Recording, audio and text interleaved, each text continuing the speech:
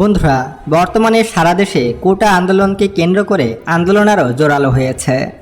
পুলিশের গুলিতে এ পর্যন্ত বাংলাদেশে প্রায় 200-রও অধিক শিক্ষার্থী মারা গেছে এবং আহত হয়েছে হাজার হাজার, এবং জেলের মধ্যে রয়েছে আরও কয়েক হাজার শিক্ষার্থী। বর্তমানে বাংলাদেশের এমন একটি অবস্থা যে বাংলাদেশের অনেক শিক্ষার্থীরা নিজের ঘরে থাকতেও ভয় পাচ্ছে তারা রাস্তায় বের হতে, আন্দোলন করতে। মনে হচ্ছে যেন আমরা একটি স্বৈরশাসক দেশে বাস করছি। মনে হচ্ছে যে আমরা উত্তর কোরিয়াতে বসবাস করছি।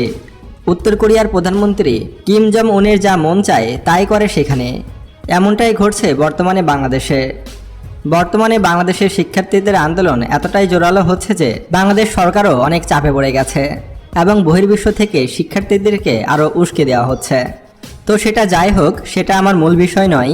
আমার মূল বিষয়টি হচ্ছে যে বাংলাদেশে কিন্তু আবারও ভয়ঙ্কর বন্যা ধেয়ে আসছে। বিশেষ করে ভারত তাদের সবগুলো বাঁধের গেট আবারও খুলে দিচ্ছে। বর্তমানে ভারতের প্রায় প্রত্যেকটি রাজ্যেই মুষলধারে বৃষ্টি হচ্ছে। যেসব পানি এসে জমা হচ্ছে এই সব বাঁধের গোড়ায়, ফলে ভারতের বাঁধগুলো যেমন ফারাক্কা বাঁধ, তিস্তা বাঁধ, এই বাঁধগুলো কিন্তু আর আগের মতো জল ধারণ করতে পারছে না।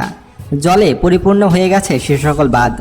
এখন এই বাঁধগুলো খুলে দিলেই বাংলাদেশ একদিনের মধ্যে হয়তো ডুবে যাবে।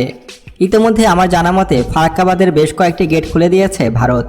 ইতিমধ্যেই কিন্তু সেই সব বাঁধের পানি পদ্মা নদী হয়ে বাংলাদেশের উত্তরবঙ্গের নদীগুলোতে পানির পরিমাণ অনেক বাড়িয়ে দিয়েছে। আপনারা হয়তো জানেন যে গত কয়েকদিন ধরে বাংলাদেশে কিন্তু অনেক বেশি বৃষ্টি হচ্ছে। বৃষ্টির পানিতে অনেক রাস্তাঘাট, ঘরবাড়ি অনেকটাই পানিতে ডুবে গেছে। এখন যদি ভারত সরকার নতুন করে আবারও সবগুলো বাঁধ খুলে দেয়, তাহলে এইবার বাংলাদেশে ভয়াবহ রকমের বন্যা হবে। তাই আপনারা এখন থেকেই প্রস্তুতি নিন, কারণ এই বন্যা কিন্তু অনেক জোরালো হতে চলেছে। বাংলাদেশের ইতিহাসে এরকম ভয়ঙ্কর বন্যা হয়তো এর আগে আর কখনোই দেখেনি বাংলাদেশবাসী। আমরা কখনোই চাইব না যে এত ভয়ঙ্কর বন্যা বাংলাদেশে আসুক। কৃষকরা কিন্তু এখনও ধান কাটেনি, মাঠে কিন্তু এখনও ধান রয়েছে। এইসব ধান যদি বন্যার পানিতে ডুবে যায়, তাহলে বাংলাদেশে কিন্তু খাদ্যের সংকট দেখা দেবে। ফলে এক প্রকার দুর্ভিক্ষের দ্বারপ্রান্তে পৌঁছাতে পারে বাংলাদেশ। তাই আপনারা এখন থেকে সচেতন হন। আপনারা এখনই ভারত বিরোধী হয়ে উঠুন এবং ভারতের বিরুদ্ধে আন্দোলনে নামুন। ভারত যদি তার ইচ্ছামতো যখন তখন বাঁধ খুলে দেয়, তাহলে বাংলাদেশের কিন্তু ভোগান্তি শেষ হয় না। প্রতি বছরই প্রায় বর্ষার সময় বাংলাদেশকে বন্যার নিচে ডুবতে হয় এবং বন্যার পানিতে কয়েক বিলিয়ন ডলারের ক্ষতি হয় বাংলাদেশের। তবে এবার আপনারা আর আগের মতো ভুল করবেন না।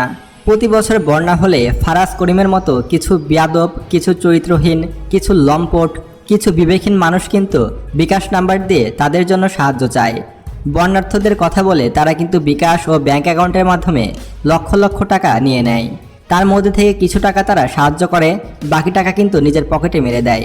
তারা যদি এতই বড় দেশপ্রেমিক হতো, এতই বেশি মানুষের প্রতি ভালোবাসা থাকতো, তাহলে এই ছাত্র আন্দোলনে কিন্তু তাদের থাকা উচিত সবার সামনে। কিন্তু আমরা তাদের ফেসবুক স্ট্যাটাসও দেখতে পাচ্ছি না। ফারাজ করিমের মতো, তৈয়দ আফ্রিদির মতো এসব মানবদর্দী লোক শুধু ভিডিওতে দেখা যায়, বাস্তব জীবনে এদের কোনো কিছুই দেখা যায় না। তাই এবার বন্যার সময় যদি কেউ বিকাশ নাম্বার দিয়ে বলে বিকাশে টাকা পাঠান, আমরা বন্যার্থদের সাহায্য করব, তাহলে আপনারা কেউই বিকাশে টাকা পাঠাবেন না। এরা কিন্তু আপনার টাকা মেরে খাবে। তাই আপনার যদি বন্যার্থদের সাহায্য করার প্রয়োজনই হয়ে থাকে, তাহলে আপনি নিজে গিয়ে উপস্থিত হয়ে সশরীরে বন্যার্থদের সাহায্য করবেন।